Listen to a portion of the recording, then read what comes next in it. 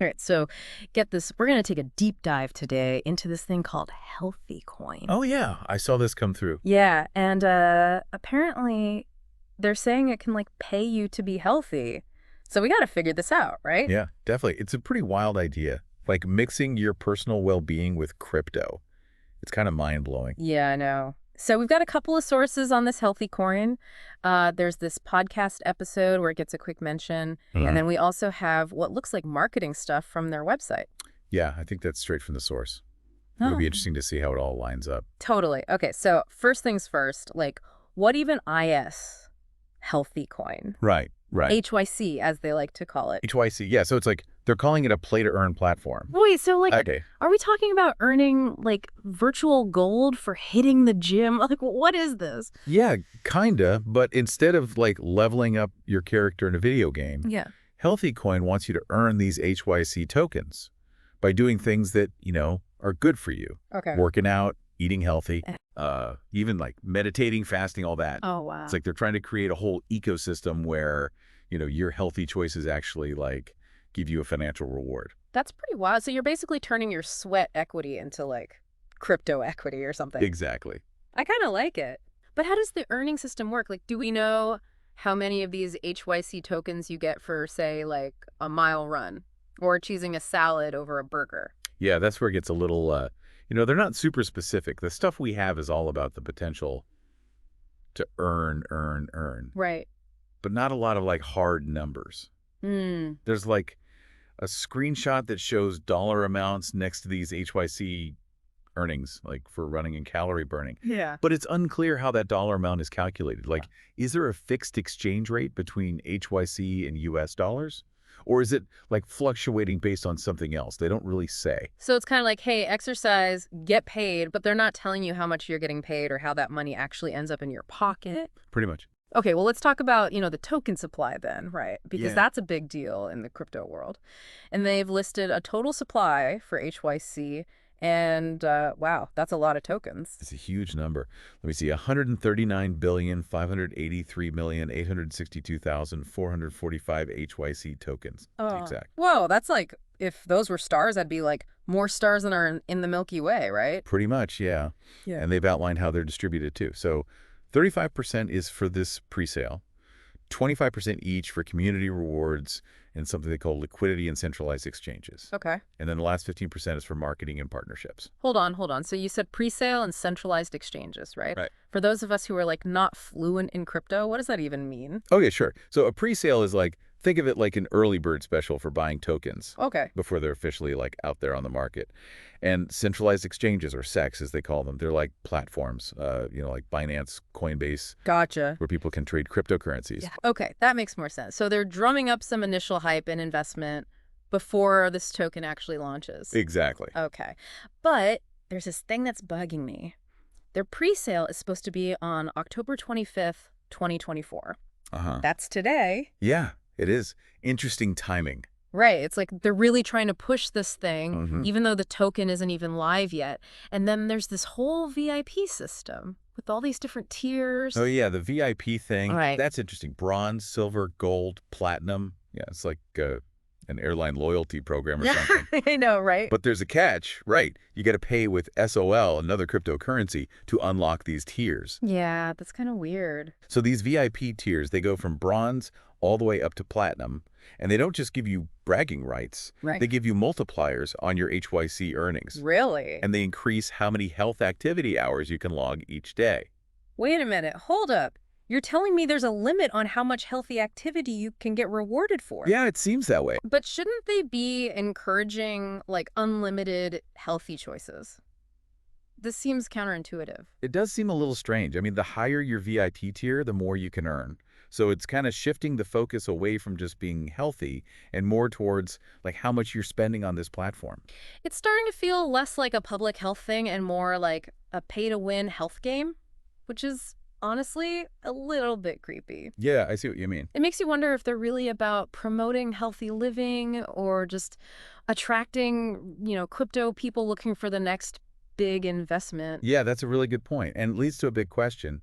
Who is HealthyCoin actually targeting with this? Exactly. Are they trying to get like health conscious people who want motivation and rewards, or are they after those who just want to cash in on the whole crypto craze? Yeah, it's tricky. Okay, so we've talked about what HealthyCoin claims to be, this earning system that's kind of a mystery, their massive token supply, and this whole VIP thing that's a little bit sus. But before we jump to conclusions, let's look at their roadmap, right? Let's see how they plan to actually do all this stuff. Yeah, good idea. The roadmap should give us some more insight into their plans and if, what they're saying actually matches up with what they're doing. Exactly. This is where we separate the real deal from the, empty promises. Let's get into it. So we're looking at this roadmap, and it's supposed to be like HealthyCoin's big plan for the future. But it kind of feels like they're just rushing into things. And when it comes to health and money, that's not exactly a good feeling. I see what you mean. They're laying out all these big goals, starting with like the pre-sale, which, as we said, is already happening. Right. They're in Europe right now and then hitting the US in November. Exactly. So they're already trying to get investors on board. No wonder they're pushing all this marketing stuff right now. Makes sense. But what about after the pre-sale? What's next on their list? Okay, so according to this roadmap, the big thing after that is what they're calling the token generation event, What? the TGE. Basically, that's when they actually create all those HYC tokens. Oh. And then they list them on those centralized exchanges we were talking about. Right. That's when people can start buying and selling HYC on the open market. Got it. So things really kick off then, and then what? They're talking about these partnerships so people can spend HYC at all these health-related places, right? Yeah, that's the idea. Like imagine you could use your crypto to pay for a gym membership Whoa. or healthy meals, Yeah. maybe even like supplements or those fancy wellness retreats. That's pretty cool, actually. That sounds amazing. But remember, this all depends on those partnerships actually happening, and we're still in the early stages here. Their roadmap says it'll be late 2025 before those partnerships are fully up and running. That's like a year away. A lot can change in a year, especially with crypto. It's one thing to make promises, but actually doing it is a whole other story. And honestly, what's really bugging me is that everything we've seen so far is all about the money. The earning potential, the tokens, all that. Where's the focus on the actual health benefits? That's a good point. The way they're presenting things really emphasizes the financial side of it. Right. It almost feels like the investment part is more important to them than actually helping people be healthy. I know, it's weird. So it makes you think, who are they really going after? Yeah. Are they trying to motivate people to make healthy choices? Or are they just using this health theme to attract people who are looking to make some quick cash with crypto? It makes you question their motives. Totally. And another thing, they're not very clear about the technology they're using. They talk about things like off-chain data storage and security, but they don't really explain what it all means. Yeah, and those are important details, especially if they're dealing with people's health data. Exactly. It's like saying you have a top secret recipe but not telling anyone the ingredients. Right. We need more transparency. Are they using encryption? Are they following the rules about data privacy? Who can even see this data? These are things people need to know. It's kind of worrying, right? They're basically saying, just trust us, your data is safe, but they don't tell us how they're keeping it safe. Yeah, exactly. And we're not talking about just your name and address here. Oh, no, it's way more than that. This is health data, which can be really personal. You can tell people about your medical history, your lifestyle, maybe even your genetic information, if they're getting that detailed. That's scary. So what are we supposed to think? Are all these crypto projects that deal with health data just risky? Or is there a way to know if they're actually secure? I wouldn't say all of them are risky, but you got to be careful. Don't just believe what they say about being secure. Look for proof. Do they explain their security measures in detail? How do they store data? Do they follow the laws about data privacy, like IPEA in the US or GDPR in Europe? These are things to check. So we need to ask the tough questions and not settle for vague answers. If they can't tell us exactly how they're protecting our data, then that's a bad sign. Definitely. And remember, security isn't a one-time thing. It's an ongoing process. Technology changes, new threats pop up, and any project that's worth its salt should be updating their systems and showing that they're serious about keeping data safe. Good point. So basically, with HealthyCoin, we have this idea that could be really cool, rewarding healthy behavior, but they're not being very clear about how they're doing things, and that's a problem. Yeah, it's a mixed bag for sure. There are some interesting things about it, but there are also a lot of red flags. They need to be more transparent. It's like you said before, buyer beware. Don't get caught up in the hype of earning crypto. Do your research, weigh the good and the bad, and remember that your health and your data are important and need to be protected. Absolutely. That's the key takeaway here. Okay, so we've talked about HealthyCoin's big plans, their focus on money making, and now the question of security and data privacy.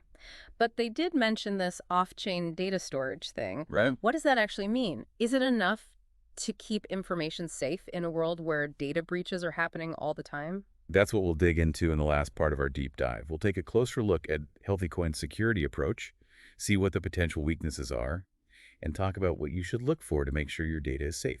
So we've spent a lot of time talking about HealthyCoin's plans and how they're all about the financial side of things, but let's get real about the big question: security and data privacy. Yeah, for sure. I mean, this isn't just your regular online account. We're talking about our health information here. You got it. Security is a big deal, especially for a project that's collecting all this personal health data and, maybe even sharing it. Who knows? And as we've seen, HealthyCoin isn't exactly super clear about their security measures. Yeah, and they keep using this term off-chain data storage as if that makes everything okay. Right. But honestly, what does that even mean? It's like one of those buzzwords, right? Sounds fancy, but doesn't really give you any real information. Basically, what off-chain data storage means is that they're not putting your health data directly on the Solana blockchain, Okay. which is where they're handling all the HYC token stuff. It's like having your money in a bank vault, but they're tracking what you buy with it somewhere else. Okay, that makes sense. So the blockchain is like the public record of the HYC tokens. Exactly. But the actual health data is kept somewhere separate. But then the question is, where is that data stored? And how are they keeping it safe? That's the million-dollar question, and unfortunately, the stuff they've given us doesn't really say. They mention security, but without specifics, it's impossible to know if it's actually strong enough. Yeah. Are they using encryption? Are they following those data privacy rules? Who can even access this data? These are things we need to know. It's kind of scary, right? Like they're saying, trust us, your data is safe, but they don't tell us how. Yeah, I know. And especially because we're not just talking about basic information here. No, not at all. It's health data, stuff that could be really sensitive, your medical history, lifestyle choices, maybe even your genetic info, if they're getting that deep. It's pretty intense when you think about it. Imagine if there was a data breach. Oh, yeah. It wouldn't be like someone stealing your credit card. It could be way worse. Absolutely. It could affect your privacy, your insurance, maybe even your job. It's not something to take lightly. It's kind of chilling when you put it like that. So, what's the bottom line here? Should we just assume that any project that mixes health data and crypto is risky? Or are there ways to figure out if they're actually secure? I wouldn't say all projects are risky, but you definitely got to be cautious and you have to demand transparency. Don't just take their word for it when they say your data is secure. Right. Look for proof. Okay. Look for details about their security measures, how they store data, and if they're following the rules, like HEDPA in the US or GDPR in Europe. Those are good signs. So basically, don't be afraid to ask hard questions and make sure you get clear answers. Exactly. And remember, security isn't a one-time thing. Technology is always changing. There are new threats all the time. And any good project should always be updating their systems and making sure things are safe. So it's an ongoing process. Yeah, they should be able to show you that they're taking it seriously. Okay, so we've dug deep into HealthyCoin, and it seems like there are some cool things about it, but also some things that are worrisome. They need to be more open and honest about how they're doing things. Yeah, it's a classic case of buyer beware. I like that. Don't get too excited about earning crypto and forget about the risks. Do your research, look at the good and the bad, and remember that your health and your data are really important and deserve to be protected. That's great advice. Well, I think that about wraps it up for our deep dive into HealthyCoin. We've gone through a lot, the good, the bad, and the kind of confusing. Yeah, it was quite a journey.